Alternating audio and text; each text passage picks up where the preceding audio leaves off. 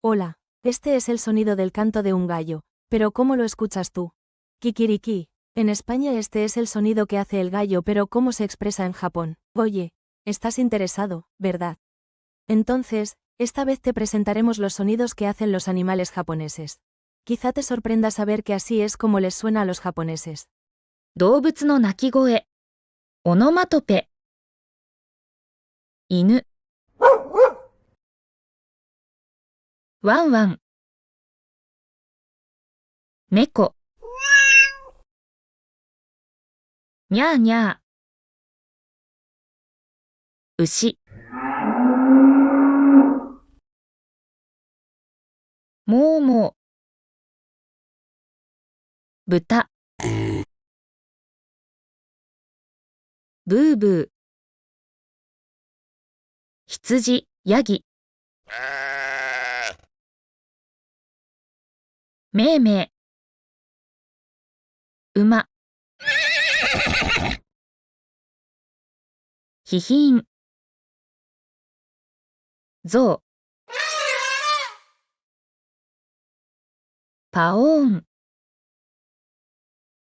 ライオン、ガオ、サル、ウッキー、ネズミ、チューチュー、ニワトリ、コケコッコ、ヒヨコ、ピヨピヨ、ハト、ポッポー、アヒル、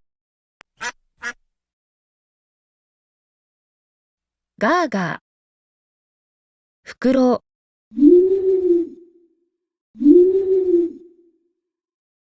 ホーホー、カラス、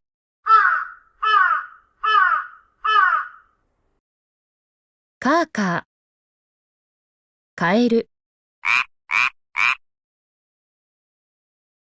ゲロゲロ、ハチ、ブーン。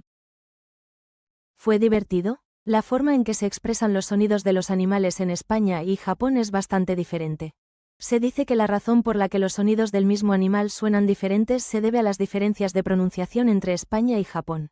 Se puede decir que los sonidos de los animales se escuchan con un sesgo basado en la lengua materna. También se dice que las diferencias están influenciadas por los antecedentes históricos y culturales de cada país. Este canal proporciona información sobre la cultura y el idioma japonés. Si quieres aprender algunas palabras japonesas interesantes o aprender más sobre la cultura japonesa, suscríbete a nuestro canal y dale me gusta. Gracias por ver el vídeo hasta el final. Nos vemos pronto. 面白かった？ありがとう。